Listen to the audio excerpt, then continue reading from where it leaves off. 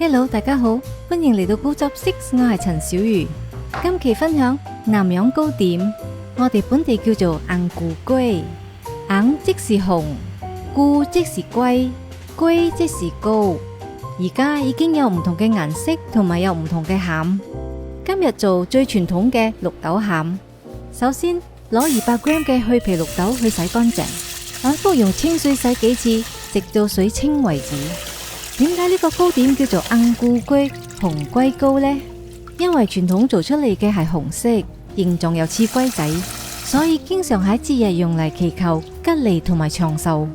之後浸最少4個鐘，俾啲綠豆吸飽水。將浸完嘅綠豆加水大概150ml， 能夠冚個綠豆就 OK 噶啦。蒸30至40分鐘。蒸到佢一碾就碎，一定要好似咁樣先至夠腍。跟住再用壓碎器壓佢，揀呢種大細嘅窿窿，太大就壓得唔夠碎，太細又好難壓。或者你用呢種做薯泥嘅壓碎器都得，用攪拌機攪都得，但係千祈就唔好攪得太爛變成泥。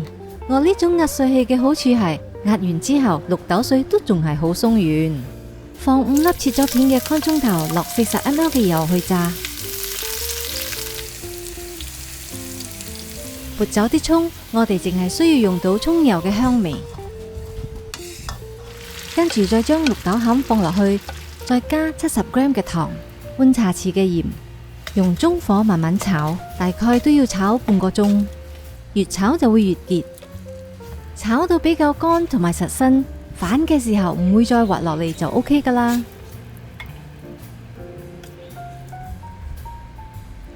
你可以睇到佢冇黐喎，餡就完成，俾佢攤凍。而家就去處理皮嘅部分。你用咩顏色嘅番薯，就會做出咩顏色嘅皮。今日就做橙色，將150g 嘅番薯切成薄片。我已經將天然顏色嘅材料列喺熒光幕上邊。如果覺得對你有幫助，就俾個 like 我。蒸15分鐘，總之筷子能夠篤穿就夠熟啦。蒸完之後放100ml 嘅水，用攪拌機打碎。而家我哋就可以開始搓個皮，將150g 糯米粉過篩，濾走大嘅粒粒，放2湯匙糖。將番薯倒落去，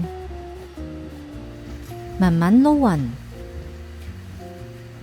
水就建議逐啲放，原因係每一個牌子嘅粉吸水嘅能力各有不同。我淨係放2湯匙水就已經變成團。你睇下我做出嚟嘅 texture， 你可能覺得粉團好乾，但唔好再加水，等陣我會解釋。搣出一塊大概30g 嘅粉團，攞去煮。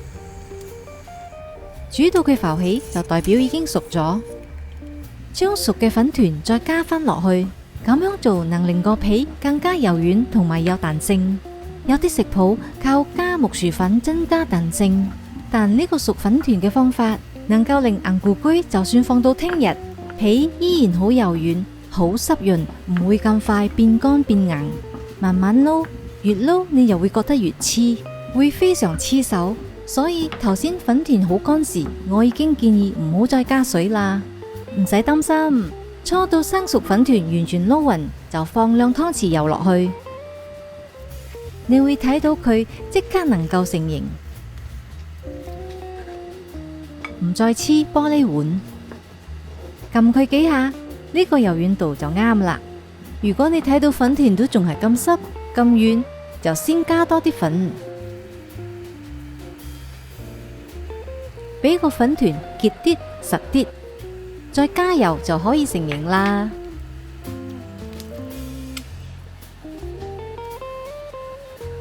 搽啲油，如果唔係就會好黐手。將全部分成15g 嘅份量。各位觀眾朋友，做之前 check 下你嘅模係做幾多 gram 嘅。我嘅就係30g。通常做紅菇粿嘅皮同埋餡係1:1，即是15g皮15g餡。亦都有人做6成皮4成餡嘅。一定要用布冚住，避免佢變乾。我嘅份量可以做到25粒15g嘅皮。綠豆餡攤凍之後，亦都係搓成一個個15g嘅波。我嘅份量可以做到大概450g嘅餡，能夠做到30粒。記得都要冚住，避免佢變乾。將洗乾淨嘅香蕉葉剪出呢個帽嘅形狀，用頭先蒸嘢嘅熱水渌香蕉葉殺菌，亦都令佢變軟。擦乾，跟住搽一層油備用。喺帽度撒啲粉，首先將皮均勻咁搓到攤開，再放個餡入去搓完。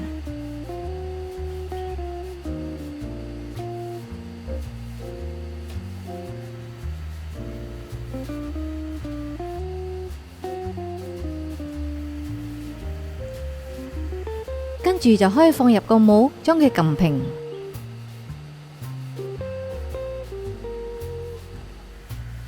喺香蕉葉上邊敲一下，睇硬咕龜就出嚟啦，幾靚！我做住15個先，因為蒸籠唔夠位，用中火蒸佢7至8分鐘。如果你用大火，硬咕龜上面嘅紋就會蒙咗，冇咁靚噶啦。蒸完8分鐘啦，睇幾靚啊！跟住掃一層油，再 trim 靚個香蕉葉，呢度硬咕龜就完成啦。我經常分享星馬美食 ，subscribe 我高集6，一有新影片就會通知你噶啦。咁我們就下期再見，拜拜。